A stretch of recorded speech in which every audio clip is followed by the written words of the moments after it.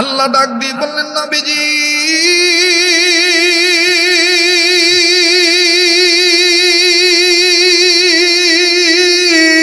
পৃথিবীতে যারা মানুষ রূপে জন্ম নিল, এই মানুষগুলি যদি আমি আল্লাহর আহ্বানে সাড়া দেয়, আমি আল্লাহ রব্বুল আলামিন তাদের দুইটা জিনিস পুরস্কার দেব। নাম্বার 1, আমি আল্লাহ তাদের জীবনের গুনাহগুলি মাফ করে দেব। দ্বিতীয় নম্বরে আমি আল্লাহ তাদের জান্নাত লেখে ধন্য করে দেব। আমার ভাইরা, আমার বন্ধুরে, ঘাবড়াবেন না। হুজুর বুঝি অনেকদিন পর আসছি, এতদিন ওয়াজ করতে পারে নাই, আজকে হুজুর চান্স পাই এমন রাত্র শেষ করে দিবি না। বাজান, অল্প সময়ের মধ্যে আমি কথাটা ফিনিশিং দিয়ে দোয়া করে বিদায় নিয়ে চলে যাব। একটু গভীর মনোযোগী হওয়া চাই, লক্ষ্য করে শুনবেন বাবা। নবীর সিরাত হলো কোরআনুল কারীম, নবীর আদর্শ হলো প্র্যাকটিক্যাল কোরআনুল কারীম। কথা বলেন ঠিক কিনা? এই নবীর দিকে যখন আসতে চাইবি, এই নবীর আন্দোলন যখন আপনি মানবেন, তখন নানাবিধ বাধা আসবে, নানাবিধ আমার বন্ধুগণ প্রতিবন্ধকতা আসবে। আমার আপনার জেনে রাখা দরকার, আল্লাহ পাক ডাক দিয়ে বললেন, নবীজি কোন কোরআনুল কারীমকে আমি আল্লাহ আপনার সিরাত গ্রন্থ বানায় দিলাম, এই কোরআনুল কারীম সম্পর্কে আমি আল্লাহ আপনাকে জানায় দিলাম। মহান রব বলেন সূরাতুজ জুমারের 41 নম্বর আয়াত দ্বারা আল্লাহ জানালেন, أنزلنا عليك الكتاب للناس بالحق فمن اهتدى فلنفسه ومن ضل فإنما يضل عليها وما أنت عليهم بوكيل। আল্লাহ ডাক দিয়ে বলেন, নবীজি যেই কোরআন আপনার উপর নাজিল করলাম, এটা লিন্নাস মানুষদের জন্য, বিল হক সত্যের বিধান আকারে। জোরে কোন কোরআন সত্যের কিতাব না মিথ্যার কিতাব? আরো জোরে বলেন, কোরআন সত্য না মিথ্যা? এই তাইলে বুঝা যায় যারা মুসলমান হওয়ার পর কোরআনের আন্দোলনকে ঘৃণা করে, ওরাই হলো মিথ্যাবাদী। কথা বলেন ঠিক কিনা? আমার ভাইরা, আমার বন্ধুরে, কেউ মোহাম্মদ নবী স্থান দেখায় না। যারা তাওয়াফ করে বাজান, মোহাম্মদ নবীর গলির কথা কেউ বলে না। কিন্তু ভিনদেশ থেকে, বহুদূর থেকে আল্লাহর এক বান্দা আসলো, দেখতে তারে খুব সুন্দর দেখা যায়, নাদুস নাদুস চেহারা, এত সুন্দর তার নাকটা খাড়া, কপালটা কত সুন্দর চওড়া, চুলগুলো কত সুন্দর। আমার ভাইরা, চুপচাপ করে ভদ্র মানুষ এই তাওয়াফের জায়গায় বসে আছে। সকাল থেকে বিকাল হয়ে গেল, বিকালের পরে যখন সন্ধ্যা হবে বা সূর্য যখন ডুবো ভাব, হযরত আলী রাদিয়াল্লাহু তাআলা আনহু ওই দিন আমার বন্ধুগণ, আমার ভাইরা, তাওয়াফের জায়গা অর্থাৎ মাতাফ এরিয়া যখন চেক করতেছিলেন, হযরত আলী দেখেছেন সকালবেলায় এই যুবকটাকে বসতে থাকতে দেখছি। এই যুবকের বাড়ি কোথায় তাও জানি না, সন্ধ্যাবেলাও দেখতেছি একই জায়গায় বসে আছি। চেহারা দেখার পরে মনে হচ্ছে খানা খায় নাই, ক্ষুধার্ত মনে হয় কোনো ব্যক্তির তালাশে আছে। হযরত আলী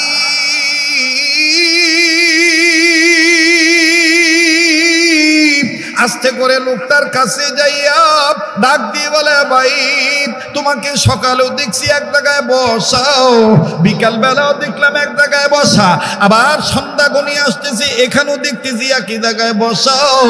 ভাইজান তুমি মনে হয় কোনো কিছু খাও নাই? বলে না, আমি ঠিকই ধরেছেন, আমি ক্ষুধার্ত, আমি খাইনি। হযরত আলী ডাক দিয়ে বলে, মনে যদি কিছু না নেন, আমার দাওয়াত গ্রহণ করেন, আমার বাড়ির মেহমান হইয়া যান। ছেলেটা ডাক দিয়ে বলল, যুবক ডাক দিয়ে বলল, কোনো সমস্যা নাই, আমি আপনার বাড়ির মেহমান হয়ে গেলাম।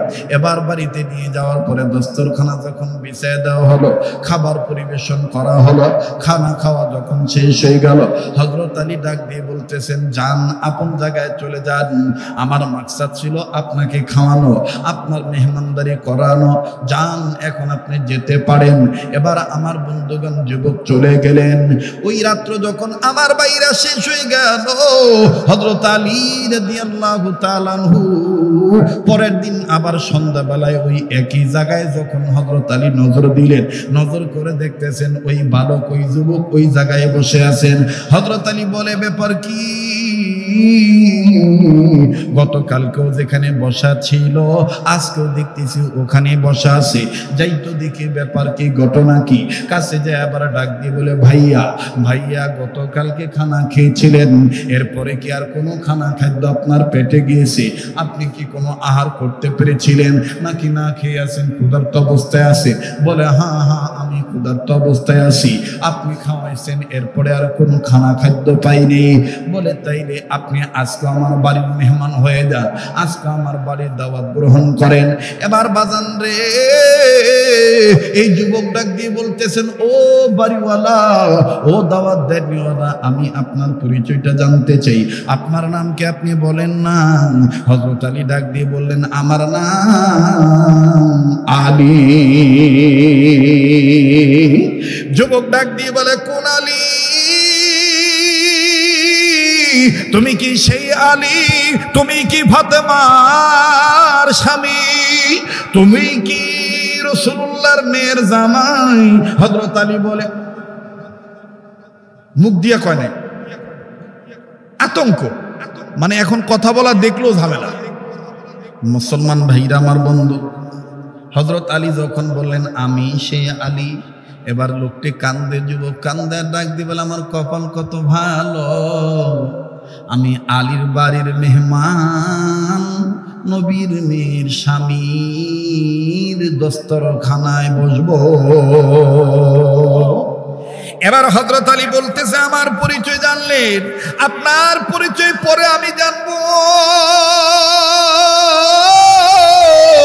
আগে আমি আপনাকে খাওয়ায় আনি। এবার বাজান রে, ওই দিনের মতন যখন ওই দিনের ন্যায় দ্বিতীয় দিনও খানা খাওয়ানো হলো, খানার শেষে হযরত আলী ডাক দিয়ে বললেন, এখন আপনি চলে যেতে পারেন, তবে চলে যাওয়ার আগে আপনি আমার পরিচয় জানছেন, আপনার পরিচয় একটু একটু বললে আমি খুশি হইতাম। লোকটি ডাক দিয়ে কয়, আলী রে, আমার নাম আবু যর গিফারি। বলে, তোমার নাম আবু যর গিফারি, কেন এই জায়গায় আসছো? বলে, আলী রে, আমার নাম আবু যর গিফারি, তোমাকে আমি একটা কথা জিজ্ঞাসা করব, বলবো অতি তাড়াতাড়ি। এবার হযরত আলী বলে, কিসের এত পারাপারি? তোমার নাম আবু যর গিফারি, কি তুমি জিজ্ঞাসা করবা? যাহা বলবো তাড়াতাড়ি।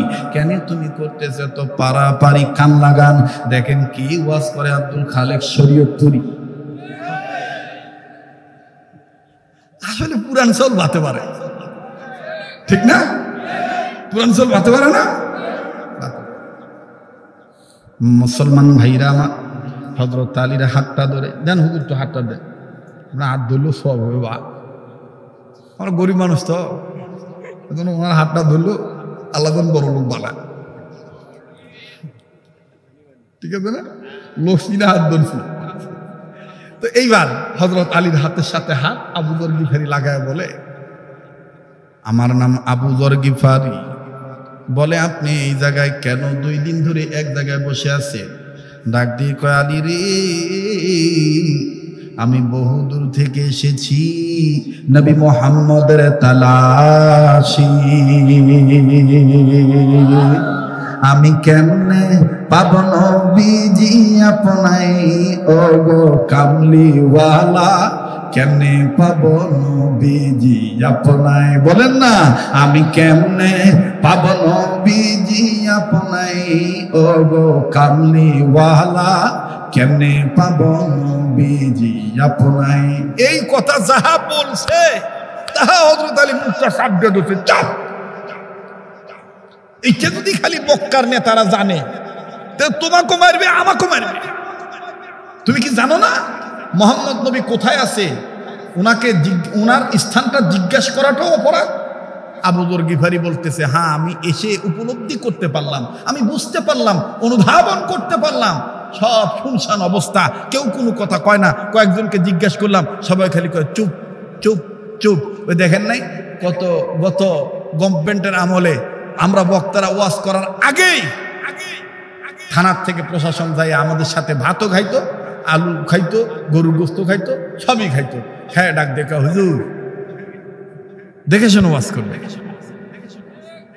বোঝেন তো আমরা পড়ার চাকরি করি, কথা বলেন না, মানে এমন একটা অবস্থা।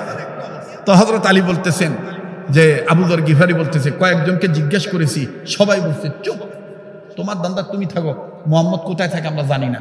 হযরত আলী বলে, ওরা জানে কিন্তু বলবে না। কেন? ওরা আবু জাহেল, উতবা, সাইবাকে ভয় পায়। আবু যর গিফারি বলতেছে, আলী তুমিও কি তাদেরকে ভয় করে নবীর জায়গার কথাটা গোপন রাখবা? আমি তো জেনেছি দূর থেকে তুমি আল্লাহ প্রদত্ত ইসলামের জন্য অতুলনীয় একটা সৈনিক, একটা বাঘ। আসাদুল্লাহিল, বলেন আসাদুল্লাহিল গালিব। আমি তো জেনেছি, আমি শুনেছি, তুমি কি এরপরও তুমি গোপন করবা? হযরত আলী বলেন, আমি গোপন করব না। এবার আবু যর গিফারি ডাক দিয়ে বলে, যদি গোপন না করো তাহলে বলো না আমি মুহাম্মদের কাছে যাব কোন দিক দিয়া? হযরত আলী ডাক দিয়ে বলেন, আবু যর গিফারি, মুহাম্মদের দরবার আমি তোমাকে দেখা দিতে পারবো না, তবে শুনে নাও আলী, শুনে নাও আবু যর গিফারি, আমি একটা কাজ করব, এই কাজের দ্বারা তুমি বুঝে নিবা ওই জায়গায় মুহাম্মদ নবীর বাড়ি, ওই জায়গায় মুহাম্মদ নবী আছে। আবু যর গিফারি বলতেছেন, বলেন বলেন আপনি কি করবেন? হযরত আলী ডাক দিয়ে বলতেছেন, ভাইজান আমি ঘরের মধ্যে কয়েকটা পাথর আমার হাতের মুঠের মধ্যে নিয়ে নিলাম, তুমি আমার পিছে পিছে যাইবা, আমি তোমার আগে আগে যাব। যাহা মাত্র আমি মুহাম্মদ নবীর বাড়ির গলির কাছাকাছি যাব, আমি ওই জায়গায় যাইয়া আমি আমার ডাইন হাত থেকে পাথরগুলো ফেলে দেব, যেই দিকে ফেলে দেব তুমি পিছন থেকে বুঝে নিও এই দিকে মুহাম্মদ নবীর বাড়ি। শুনিয়া লাও ও আমার প্রিয় ভাই আবু যর গিফারি। হযরত আলী ডাক দিয়ে বলার পরে আবু যর গিফারি ডাক দিয়ে বলতেছেন, আলী তোমার হিকমতে বিদ্যা বুদ্ধি শোনার দ্বারা বোঝা যাচ্ছে আসলে তুমি আল্লাহ প্রদত্ত ইসলামের জন্য একজন জিন্দা সৈনিক, একজন বাঘ। তবে এখনকার আলোচনা বুদ্ধিমত্তার পরিচয় জেনে বুঝতে পারলাম তুমি শুধু ইসলামের জন্য বাঘ নয়, তুমি ইসলাম রক্ষা করার জন্য আল্লাহর পক্ষ থেকে একজন জ্ঞানী মানুষ, আলেম মানুষ। কারণ আলেম না হলে তো এই বুদ্ধিটা আসতো না, কথা কয় না? আলেম না হলে বুদ্ধি আসতো, কথা কয় না? আলেম না হলে এই বুদ্ধি আসতো না। আমি ছোটবেলায় একবার নাটোর সিংড়া ইটালি গ্রামে, ওখানে আমরা 4 জন বক্তা, এর মধ্যে মুফতি সৈয়দ নজরুল ইসলাম একজন ছিলেন, তারপরে আমাদের এই মিয়া ভাইও ছিলেন, তারপরে রুহুল আমিন জিহাদি নাটোর নামে, নাটোরের একটা ওই যে যুক্তিবাদী না, রুহুল আমিন জিহাদি একটা আছে আমাদের ভাই, উনিও ছিলেন, আর আমি ছিলাম। তো ইটালি গ্রামে বয়ান শেষ হয়ে যে বললো না যে একসাথে শুয়েছিলাম, তো শো অবস্থায় আমি তখন বলতেছিলাম, মিয়া ভাই আচ্ছা বক্তা হমু কেমন করে বড় বক্তা? তখন এই বুদ্ধিটা আমাকে কেউ দেয় নাই, একমাত্র এই কাহালুর সন্তান আমাকে দিয়েছিল, আজকে আমি প্রকাশ করতেছি। সে আমাকে বলেছিল, ভাই ছোট ভাই তোমার ওয়াজ আমি শুনলাম, শুনে আমি বুঝতে পারলাম তোমার একটা টান আছে, এটা কলজাত লাগে, তোমার একটা টান আছে, এটা কলজাত লাগে, এই টানটা তুমি ঠিক রাখবে, তাহলে তুমি যে শরীয়তপুরি এটা বাংলাদেশের মানুষ আলাদাভাবে তোমাকে চিনবে। এখন আপনারা বলেন তো দেখি, বুদ্ধিটা কাজে লাগছে কি লাগে নাই? বলেন লাগছে কি লাগে নাই? এজন্যই মুরব্বীরা বলে সোরার বুদ্ধি গলাত আর বুড়ার বুদ্ধি তলাত। সোরার বুদ্ধি কুড়িবা গলাত আর বুড়ার বুদ্ধি তলাত। মুরব্বীদের একটা অভিজ্ঞতা আলাদা, ঠিক না? মাশাআল্লাহ আমাদের মুফতি মাওলানা বজলুল হোসেন সাহেব, উনি তো একাধিকবার মরহুম মাওলানা দেলোয়ার হোসেন সাইদি রহমতুল্লাহ আলাইহির এক প্যান্ডেলে বয়ান করছে। আর আমার জীবদ্দশা আমি 2 বার করছি, একবার হলো বিরামপুর ডিগ্রি কলেজ মাঠ দিনাজপুর, আর একবার হইল দিনাজপুরের আরেকটা থানা হাকিমপুর হিলি বর্ডারের কাছাকাছি। এই 2টা জায়গায় আমি বয়ান করেছিলাম। সেদিন আমি যে ঘরের হই, আমার পোশাক যেটাই হোক, আমার টুপি যেটাই হোক, সেদিন ওই কোরআনের পাখিটি আমাকে বলেছিল পিঠে থাবড়া দিয়ে যে আগামী প্রজন্মের তোমরা এই তরুণ আলেমরা বাংলার মুসলমানদের জন্য বাঘের ভূমিকা হয়ে কাজ করো। সেই দোয়াটা কি বিফলে গেছে? বলেন দোয়াটা বিফলে গেছে? আপনাদের পায়ে হাত দিয়ে বলবো দলাদলি করবেন না। কার টুপি কেমন, কার জুব্বা কেমন, এগুলো দেখবেন না। কাঁধে কাঁধ মিলিয়ে অনৈক্য দূর করে ঐক্যের প্ল্যাটফর্মে আসেন। খোদার কসম, রামবাম চ্যাটার্জি মুখার্জির দুঃসাহস হবে না, কোনো সাহস হবে না আমাদের উলামায়ে কেরামদের দিকে আঙ্গুল উঁচু করে কথা বলা। এখনো যারা কাদা ছুরাছুরি করবে, এখনো যারা ডিভাইডেড করবে, বুঝে নেবেন এরাই মির্জাফর। বিগত বছরগুলোতে যারা এক হইতে দেয় নাই, এরাই এখন সুকৌশলে আমাদের ঐক্যবদ্ধ প্ল্যাটফর্ম পছন্দ করে না। কষ্ট হচ্ছে নাকি আপনাদের? হযরত আবু যর গিফারি রাদিয়াল্লাহু তাআলা আনহু বলতেছেন, হযরত আপনার এই বুদ্ধিমত্তার পরিচয় আমাকে বলে দিয়েছে, আপনি শুধু আসাদুল্লাহিল গালিব না, আপনি একজন আলেম, আপনি একজন জ্ঞানী মানুষ। মুসলমান ভাইরা আমার বন্ধু, ইতিমধ্যেই আবু জাহেল আবার মাইক বের করে দিয়েছে, ভাইয়া চলে যাস না রে ভাই, দুই একজন উঠাউটি করতেছ দেখতেছি সবাই না, আপনার আবার মন খারাপ করেন না।